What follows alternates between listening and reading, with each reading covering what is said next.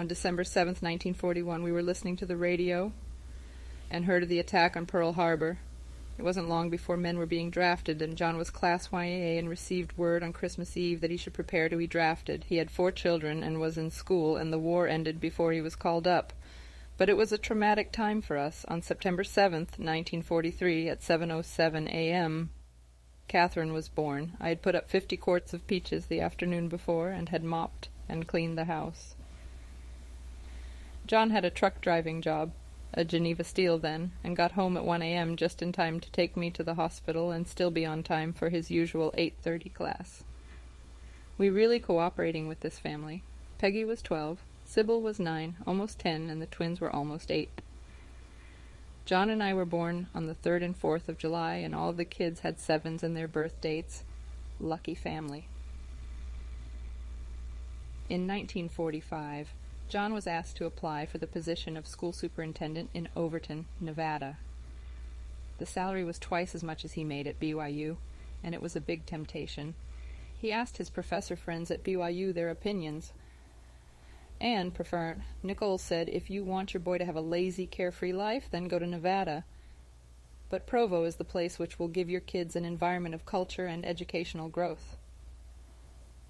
So we stayed, and the next year John was made by a high principal, and his salary was doubled. The war caused a shortage of teachers, so we decided I should see if I could teach school. I had only taught 1 year in a normal certificate, but the superintendent was so nice and said that if I would go to summer school, I could teach kindergarten at the Timpanogos school. My sister, Flo, attended Kathy for me. Soon the war was over, so there was a teacher surplus, and I was let go. But Mr. Moffat asked me to teach half-day at the Central School, and BYU called to offer me the other half-day at BYU Training School.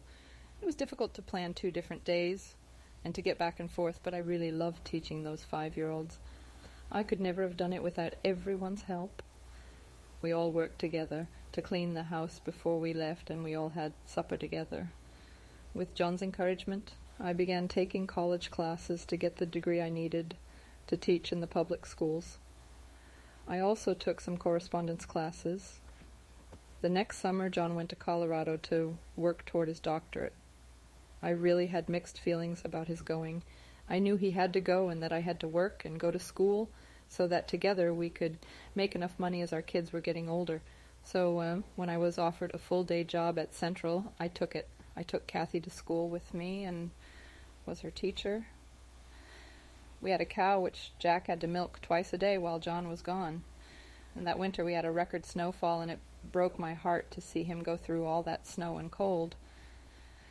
The next spring the cow kept getting out in the pasture, and the final straw was when she walked all over a newly seeded lawn, and there was no one to repair it. I had it and asked Bill Oldroyd to sell my cow. He sold her for SI-20, and I bought a new electric Singer sewing machine with the money. I was out of the cow business for good. By the end of summer, John came home to work and to write his dissertation. I graduated from BYU in elementary education and a minor in art. Peggy graduated from high school, and Sybil graduated from junior high.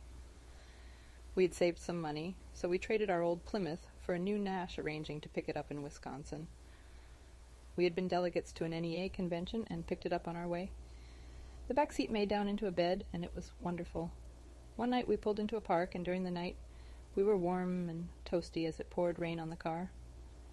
The next morning we were up to the axles in mud and had to get a wrecker to get us out. We stopped in Boulder on our way home and were told that John must complete his dissertation sooner if he wanted the same committee, so he really worked and got it done. It was a thrill when the whole family went to his graduation. Our kids were growing so much. Peg had attended business school in Salt Lake and married a returned missionary who seemed like a nice person. Sybil decided she didn't want to go to college, and she married her high school sweetheart, Roger Ferguson. One day in 1953, John asked how I'd like to go to Iran to set up teacher training programs there. We decided to go with a large group of teachers from BYU. But a revolution occurred and resulted in the banning of any dependents going. Both of us had contracts, so Kathy went to live with Sybil and Roger, and Jack and Jill stayed in Provo to finish their senior year. We were assured they would be able to join us by Christmas, but it wasn't until March that the ban was lifted. Jack came over, but Jill wanted to stay and graduate. Then they said he might come again, so we told Jill to come with Kathy. We really enjoyed Tehran, and then were sent to Resht up on the Caspian Sea.